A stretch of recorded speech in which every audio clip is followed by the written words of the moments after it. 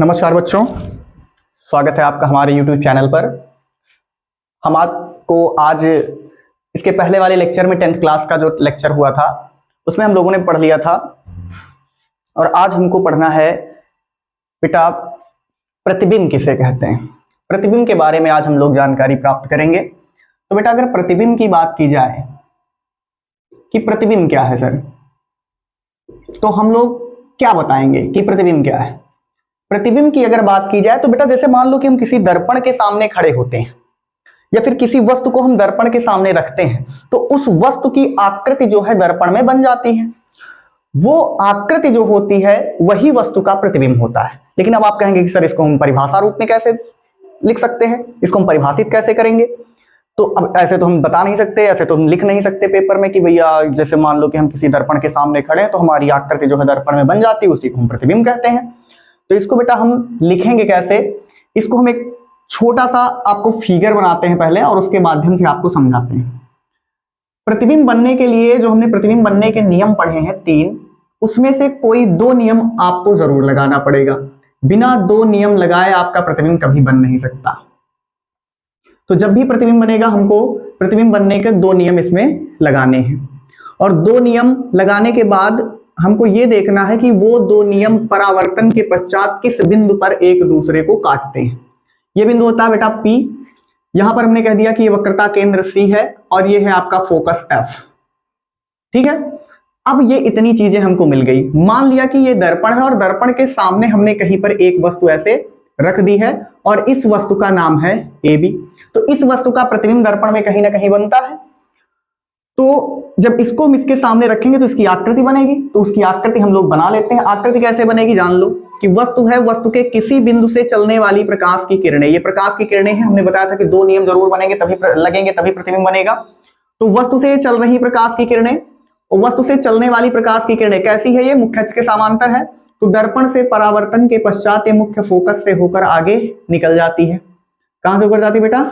मुख्य फोकस से होकर आगे निकल जाती है तथा वस्तु से ही चलने वाली प्रकाश की किरणें तथा वस्तु से ही चलने वाली प्रकाश की किरणें जो वक्रता केंद्र से होकर जाती हैं, जो वक्रता केंद्र से होकर जाती हैं, दर्पण से परावर्तन के पश्चात उसी मार्ग में वापस लौट जाती हैं। तो परावर्तन के पश्चात देखो बेटा, पहली वाली प्रकाश की किरण यहां से परावर्तित होकर ये जा रही है, दूसरी वाली प्रकाश की किरण परावर्तित होकर उसी मार्ग में लौट जाती है। तो परावर्तन के पश्चात ये इस बिंदु पर एक दूसरे को मिलती है। तो जिस बिंदु पर परावर्तन के पश्चात एक दूसरे को मिलती है वहीं पर वस्तु का प्रतिबिंब बनता है और इसको हम मिला देते हैं मुख्य अक्ष से। तो अगर वस्तु AB है तो इसका प्रतिबिंब बन जाता है A' B'। अब आप कहोगे कि सर ये तो आपने फिगर बना दिया, अब इससे हम कैसे परिभाषा निकालेंगे।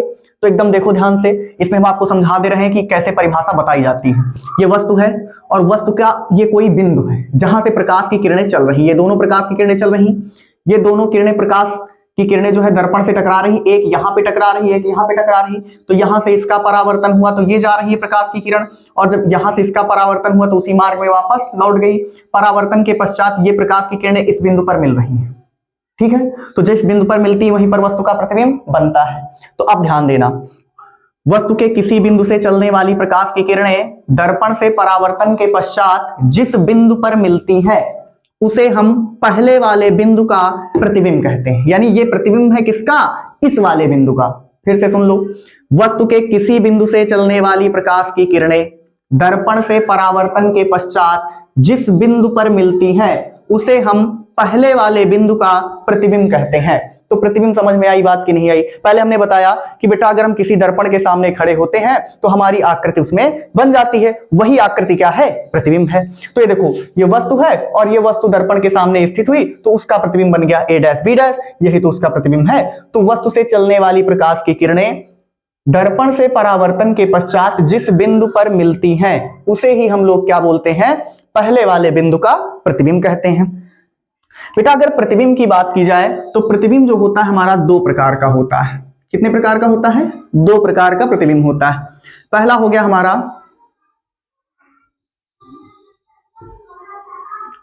वास्तविक प्रतिबिंब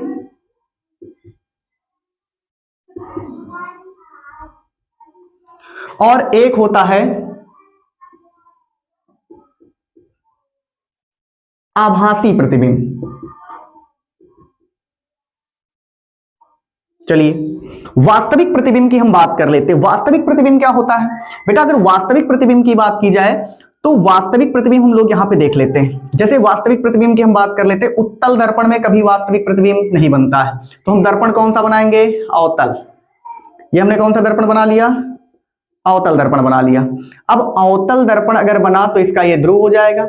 ध्रुव से अगर हम वक्रता केंद्र को मिलाएंगे तो मिलाने वाली रेखा मुख्य अक्ष हो जाएगी। ये सी मान लिया, दोनों के बीच में हो जाएगा एफ। अब वास्तविक प्रतिबिंब बनाना है तो हम क्या करेंगे?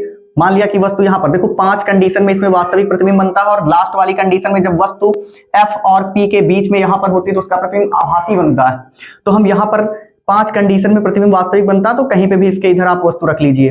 तो वस्तु से चलने वाली प्रकाश की किरणें जो मुख्य अक्ष के समांतर होती हैं, हमने नियम पढ़ रखा है कि वस्तु से चलने वाली प्रकाश की किरणें जो मुख्य अक्ष के समांतर होती हैं वो दर्पण से परावर्तन के पश्चात मुख्य फोकस से होकर आगे निकल जाती हैं, तथा वस्तु से ही चलने वाली प्रकाश की किरणें जो वक्रता केंद्र से होकर जाती हैं वो दर्पण से परावर्तन के पश्चात उसी मार्ग में बेटा वापस लौट जाती हैं। जिस बिंदु पर ये प्रकाश की किरणें मिलती हैं वहीं पर वस्तु का प्रतिबिंब बनता है। ये हो गया हमारा ए डैश बी डैश। तो बेटा देखो, वस्तु के किसी बिंदु से ये प्रकाश की किरणें चली, लेकिन दर्पण से परावर्तन के पश्चात इस बिंदु पर ये प्रकाश की किरणें वास्तव में मिल रही हैं।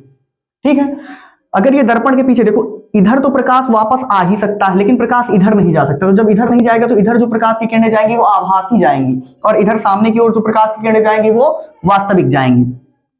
तो ये प्रकाश की किरणें दर्पण से परावर्तन के पश्चात वास्तव में जिस बिंदु पर मिलती हैं, देखो सेम परिभाषा यही है। यहाँ पे क्या है? यहाँ पे हमने बताया था कि वस्तु के किसी बिंदु से चलने वाली प्रकाश की किरणें दर्पण से परावर्तन के पश्चात जिस बिंदु पर मिलती हैं उसे वस्तु पहले वाले बिंदु का प्रतिबिंब कहते हैं। सेम डिफिनीशन यहाँ पे फॉलो कराओ। वस्तु के किसी बिंदु से चलने वाली प्रकाश की किरणें दर्पण से परावर्तन के पश्चात, बस थोड़ा सा अंतर यहाँ पे, दर्पण से परावर्तन के पश्चात जिस बिंदु पर वास्तव में मिलती हैं उसे हम वास्तविक प्रतिबिंब कहते हैं।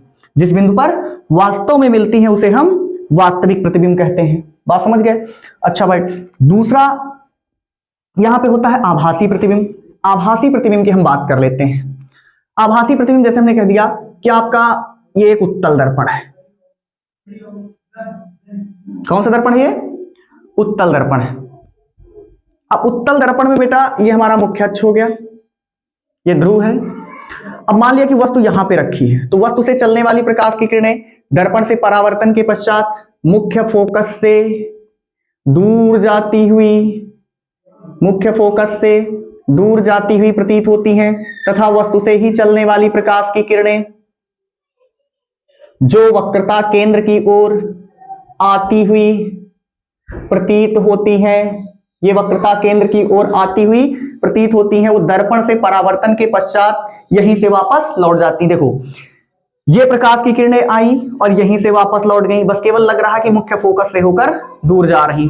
ये प्रकाश की किरण आई, यहीं से परावर्तित होकर वापस लौट गई। तो वास्तव में तो ये प्रकाश की किरणें कहीं नहीं काट रही, लेकिन आभासी रूप से प्रकाश की किरणें इस बिंदु पर काटेंगी एक दूसरे को, तो यहीं पर वस्तु का प्रतिबिंब प्राप्त होता है, जिसको हम लोग बोलते हैं ए डैश बी डैश। ये होता है वस्तु का आभासी प्रतिबिंब। यानी कि वस्तु से के किसी बिंदु से चलने वाली प्रकाश की किरणें दर्पण से परावर्तन के पश्चात, दर्पण से परावर्तन के पश्चात वास्तव में जिस बिंदु पर एक दूसरे को नहीं काटती, काट रही मगर वास्तव में नहीं काटती, वास्तव में ये एक दूसरे को इस बिंदु पर नहीं काटती हैं, इसे ही हम लोग आभासी प्रतिबिंब बोलते हैं। यानी कि वस्तु से चलने वाली प्रकाश की किरणें, वस्तु के किसी बिंदु से चलने वाली प्रकाश की किरणें दर्पण से परावर्तन के पश्चात जिस बिंदु पर वास्तव में नहीं मिलती या फिर जिस बिंदु पर मिलती हुई प्रतीत होती हैं, उसे हम पहले वाले बिंदु का प्रतिबिंब कहते हैं। फिर से समझ लो इसको। वस्तु के किसी बिंदु से चलने वाली प्रकाश की किरणें दर्पण से परावर्तन के पश्चात जिस दूसरे बिंदु पर मिलती हुई प्रतीत होती है, मिलती नहीं है, मिलती हुई प्रतीत होती हैं, उस बिंदु को पहले वाले बिंदु का आभासी प्रतिबिंब कहते हैं। एक बार प्रतिबिंब को हम लोग फिर से समझ लेते हैं सही से। बेटा प्रतिबिंब, अगर आपसे कोई पूछता है प्रतिबिंब किसे कहते हैं, तो हम बता सकते हैं उसको कि वस्तु के किसी बिंदु से चलने वाली प्रकाश की किरणें दर्पण से परावर्तन के पश्चात जिस बिंदु पर मिलती हैं उसे पहले वाले बिंदु का प्रतिबिंब कहते हैं। प्रतिबिंब दो प्रकार का होता है, एक है वास्तविक प्रतिबिंब, दूसरा है आभासी प्रतिबिंब। वास्तविक प्रतिबिंब क्या होता है? वस्तु के किसी बिंदु से चलने वाली प्रकाश की किरणें दर्पण से परावर्तन के पश्चात जिस बिंदु पर वास्तव में मिलती हैं उसे हम पहले वाले बिंदु का वास्तविक प्रतिबिंब कहते हैं। आभासी प्रतिबिंब क्या होता है कि वस्तु के किसी बिंदु से चलने वाली प्रकाश की किरणें दर्पण से परावर्तन के पश्चात जिस बिंदु पर मिलती हुई प्रतीत होती हैं उस बिंदु को हम पहले वाले बिंदु का आभासी प्रतिबिंब कहते हैं। बेटा इसके बाद हम लोग पढ़ेंगे चिन्ह परिपाटी, जो कि हाई स्कूल की दृष्टिकोण से अगर आपको न्यूमेरिकल लगाना है तो ये बहुत इंपॉर्टेंट है। न्यूमेरिकल की दृष्टिकोण से हम लोग न्यूमेरिकल इससे लगाएंगे, अगर ये नहीं आएगा तो हमसे न्यूमेरिकल नहीं लगेंगे। चलिए हम बहुत आसान तरीका आपको बताते हैं, बहुत आसानी से आपको चीजें समझ में आएंगी। कोशिश करेंगे कि बहुत ही आसान टॉपिक लगे आपको, क्योंकि यही ज्यादातर बच्चों को समझ में नहीं आता। चलिए हम लोग पढ़ेंगे यहां पर चिन्ह परिपाटी। चिन्ह परिपाटी तो है बेटा, लेकिन ये हम लोग अलग अलग दर्पण में पढ़ेंगे। हम सबसे पहले यहां पर बोल दे रहे हैं अवतल दर्पण के लिए। अवतल दर्पण के लिए, अवतल दर्पण के लिए हम चिन्ह परिपाटी की बात कर लेते हैं। चलिए हम सबसे पहले यहां पर एक निर्देशांक ज्यामिति में आपने पढ़ा होगा चतुर्थांश, ये चतुर्थांश बना लेते हैं। इधर होता है आपका धन x अक्ष, ऋण x अक्ष, धन y अक्ष, ऋण y अक्ष, ये ऐसे होता है।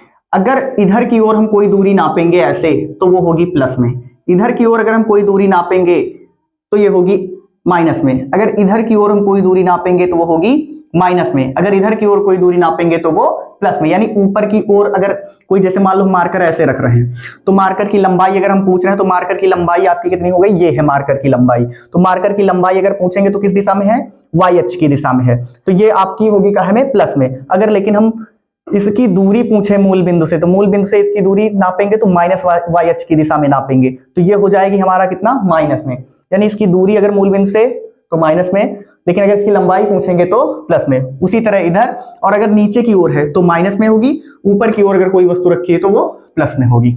चलिए हमने कहा कि हमने एक चतुर्थांश बनाया है और इसका ये मूल बिंदु होता है। हम एक यहां पर अवतल दर्पण ऐसा बनाते हैं कि उसका जो ध्रुव है वो मूल बिंदु पर स्थित है। तो ये बेटा हमारा हो गया अवतल दर्पण, ये अवतल दर्पण हो गया। और अगर बेटा अवतल दर्पण इधर की ओर वक्र इसका इधर की ओर बना हुआ तो जाहिर सी बात है इसका वक्रता केंद्र यहां पे होगा, वक्रता केंद्र यहां पे है तो फोकस यहां पे होगा और ध्रुव आपका यहां पे होगा। अब बेटा देखो, वस्तु हमेशा दर्पण में बाईं ओर ही रखी जाती है। वस्तु को किधर रखेंगे, बाईं ओर। तो ये हो गई हमारी वस्तु, वस्तु को हमको किधर रखना है, बाईं ओर रखना है। तो चलिए हम इनकी दूरियों की बात कर लेते हैं। जैसे हमने कह दिया कि वस्तु की दूरी आप बताइए, तो वस्तु की दूरी, तो वस्तु तो ये है, वस्तु का नाम हमने कह दिया AB, इसका नाम क्या है, AB, इसका नाम क्या है, AB है बेटा। और यहां से अगर हम बात कर लें कि वस्तु की दूरी, जो वस्तु जो AB है उसकी ध्रुव से दूरी कितनी है, तो दूरी का मतलब हो गया यहां से लेकर के हम, यहां से लेकर के हम यहां तक की बात कर रहे हैं। तो वस्तु की दूरी को लिखा जाता है बेटा U से। कहां से लिखते हैं, U से। वक्रता केंद्र है ये, केंद्र से लेकर के ध्रुव तक की दूरी को लिखते हैं हम R से। फोकस से लेकर के ध्रुव तक की दूरी को हम लोग लिखते हैं फोकस दूरी यानी F से। बेटा ये सारी दूरियां देखो नापी जा रही कहां से, ध्रुव से। ये फोकस दूरी, ये वक्रता त्रिज्या, ये वस्तु की दूरी, तो ये सारी दूरियां आपकी पड़ रही हैं माइनस x अक्ष की दिशा में। यानी इनके सबके मान काहे में होंगे, माइनस में होंगे। इनके सबके मान काहे में होंगे, माइनस में होंगे। ध्यान रखना इस चीज को। यानी u काहे में लिखा जाएगा, माइनस u होगा। u क्या होगा, माइनस u होगा। ये माइनस का होगा, ये माइनस r, ये माइनस f। समझ गए कि नहीं समझ गए, ये माइनस f। तो अगर आपसे पूछा जाए अवतल दर्पण में u का मान माइनस में, अवतल दर्पण में वक्रता त्रिज्या माइनस में, अवतल दर्पण में फोकस दूरी माइनस में, लेकिन अवतल दर्पण में हमने प्रतिबिंब का बनना पढ़ा है। तो अवतल दर्पण में जब हमने प्रतिबिंब का बनना पढ़ा तो इसकी दो स्थितियां होती हैं। एक तो प्रतिबिंब वास्तविक बनता है। जब वास्तविक बनता है तो वो हमेशा किधर बनता है आपका, बाईं ओर। और जब प्रतिबिंब आभासी बनता है तो कैसा किधर बनता है, दाईं ओर। तो अगर जब भी प्रतिबिंब वास्तविक होता है तो वो हमेशा उल्टा होता है। उल्टा का मतलब हो गया कि मुख्य अक्ष के नीचे बनेगा। तो अगर ये मुख्य अक्ष के नीचे बन रहा है तो ये कैसा होगा, वास्तविक। यानी 5 कंडीशन में वास्तविक प्रतिबिंब बनता है और 1 कंडीशन में आभासी प्रतिबिंब बनता है। तो जब भी वो वास्तविक होगा तो वो बनेगा ध्रुव के बाईं ओर। और जब ध्रुव के बाईं ओर बनेगा तो प्रतिबिंब जो होता है उसको हम लोग लिखते हैं काहे से, ए डैश बी डैश से।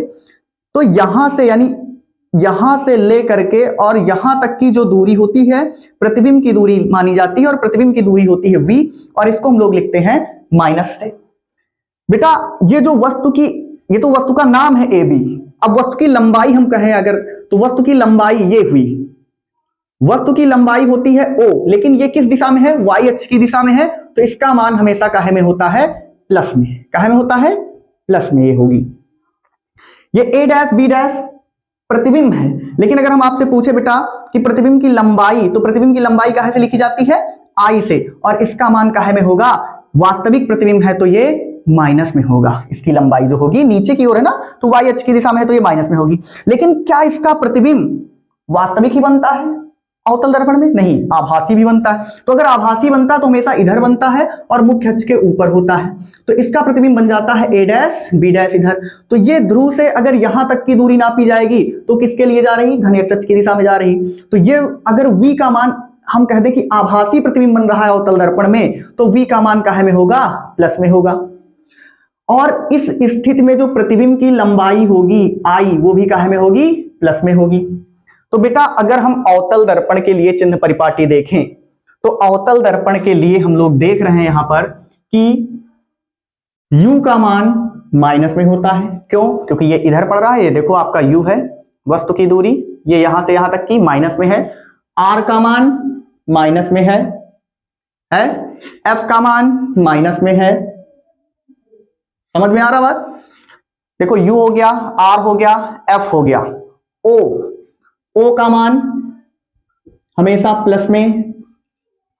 उसके बाद आता है v का मान प्लस में भी हो सकता है, v का मान माइनस में भी हो सकता है। प्लस में कब होगा, जब प्रतिबिंब आभासी होगा। अगर हमने कह दिया कि 20 सेंटीमीटर की दूरी पर आभासी प्रतिबिंब बनता है तो 20 प्लस में लिखा जाएगा। अगर हमने कह दिया 20 सेंटीमीटर की दूरी पर वास्तविक प्रतिबिंब बनता है तो v का मान हो जाएगा -20 सेंटीमीटर। तो ये हो गया आपका कितना, कौन सा है ये, वास्तविक प्रतिबिंब। ठीक है, उसके बाद आता है आई जो होगा वो माइनस में भी होगा और प्लस में भी होगा। आई माइनस में कब होगा, जब प्रतिबिंब वास्तविक होगा। आई प्लस में कब होगा, जब प्रतिबिंब आभासी होगा। बेटा m होता है, m को बोला जाता है रेखीय आवर्धन। रेखीय आवर्धन, अगर प्रतिबिंब वास्तविक है तो रेखीय आवर्धन होगा माइनस में। वास्तविक वाली कंडीशन बेटा देखो हर जगह पे माइनस में है ये, तो आवर्धन m का मान प्लस और माइनस दोनों में होता है। अगर प्रतिबिंब वास्तविक होगा तो आवर्धन हमारी माइनस में होगी, और अगर आवर्धन प्लस में है तो इसका मतलब हमारा जो प्रतिबिंब बन रहा है वो आभासी बन रहा है। अब आप कहेंगे कि सर हम आवर्धन कैसे पहचानेंगे कि आवर्धन है। जब आप सवाल पढ़ोगे तो वहां पे दिया होगा कि वस्तु का 2 गुना, 3 गुना, 4 गुना, ठीक है, या आधा प्रतिबिंब बन रहा है, 2 गुना बड़ा प्रतिबिंब बनता है, तो जो गुना गुनी दिए होंगे तो समझ जाओ वही आवर्धन है, m बराबर। तो जैसे उसमें कह दिया जाए कि 2 गुना बड़ा वास्तविक प्रतिबिंब बनता है तो m का मान माइनस में। अगर कह दिया जाए 2 गुना बड़ा आभासी प्रतिबिंब बनता है तो m का मान प्लस में। समझ गए कि नहीं समझ गए, ये हो गई आपकी अवतल दर्पण की चिन्ह परिपाटी। बेटा इसको आप स्क्रीनशॉट कर लीजिए, क्योंकि सवाल लगाते समय इसको आप कॉपी पे नोट कर लेना, कॉपी पे, और कॉपी पे नोट करने के बाद जब सवाल लगाओगे तो इसको अपने सामने रख लेना। फिर हम आपको समझाएंगे कैसे ये चिन्ह परिपाटी यूज होगी, लेकिन उसके पहले आप स्क्रीनशॉट ले लीजिए, तब हम आपको उत्तल दर्पण के लिए चिन्ह परिपाटी बता रहे हैं।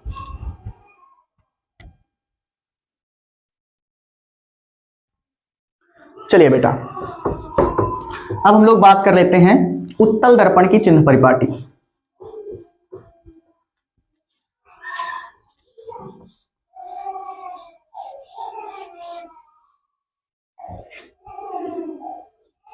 चलिए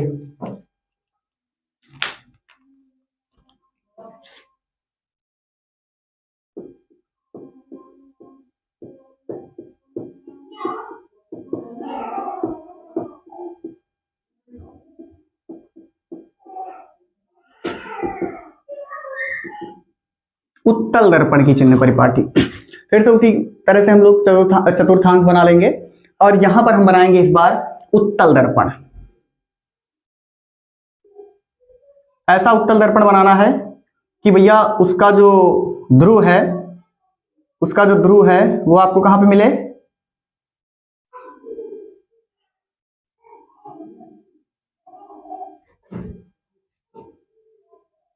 वो मिलना चाहिए आपका मूल बिंदु पर। तो ये अब इसके किस भाग पर हम पॉलिश करेंगे, दबे हुए भाग पर हमने पॉलिश करके इसको बना लिया कौन सा, इसको हमने बना लिया उत्तल दर्पण। अगर ये इधर की ओर मुड़ा हुआ तो इसका वक्रता केंद्र यहां पे होगा, ध्रुव हमेशा मूल बिंदु पर, और ये आपका हो गया वक्रता केंद्र, तो यहां पे आपका फोकस। बेटा इसमें देखो वस्तु हमेशा बाईं ओर रखी जाएगी तो वस्तु इधर होती, लेकिन उत्तल दर्पण में हमने पढ़ा है प्रतिबिंब का बनना, उसमें फोकस भी इधर है, तो ये दूरी आपकी क्या बन जाएगी, फोकस दूरी। यहां से लेकर के वक्रता केंद्र तक की दूरी जिसको हम त्रिज्या बोल सकते हैं, ये r हो जाएगी। ये है हमारी फोकस दूरी, ये फोकस दूरी है जिसको हम लिख सकते हैं स्मॉल f से। और बेटा ये आपकी यहीं पे कहीं पे प्रतिबिंब बनता है, ये यहां पे प्रतिबिंब बनता है, तो ध्रुव से लेकर के यानी यहां से लेकर के यहां तक की जो दूरी होगी आपकी, ये बन जाएगी प्रतिबिंब की दूरी। ये प्रतिबिंब की दूरी होगी ये, और इसको हम लोग लिख सकते हैं कहां से, v से। लेकिन सारी दूरियां इधर पड़ रही, u को छोड़ करके बाकी सारी दूरियां इधर हैं, तो इसमें केवल u का मान ऋणात्मक होता है, बाकी सभी जो है आपके धनात्मक होते हैं। तो हम लोग उत्तल दर्पण की चिन्ह परिपाटी में बस एक चीज लिखेंगे कि u, क्या चीज बेटा, u का मान माइनस में होता है, ठीक है, u का मान इसमें क्या होता है, माइनस में, और बाकी सारी चीजें, बाकी सब जो होगा वो प्लस में होगा। चाहे वो प्रतिबिंब की दूरी कह दे, चाहे वो फोकस दूरी कह दे, चाहे वो प्रतिबिंब की ऊंचाई कह दे, चाहे वो वस्तु की ऊंचाई कह दे, u के अलावा बाकी सारे मान, u का मतलब वस्तु की दूरी, उसके अलावा जितने भी मान होंगे वो सारे के सारे मान आपके काहे में होंगे, प्लस में होंगे, u केवल जो होगा वो माइनस में होगा। तो चिन्ह परिपाटी आप बहुत अच्छे से इसको पढ़ लीजिएगा बेटा। इसके बाद हम लोग मिलते हैं अगले वीडियो में।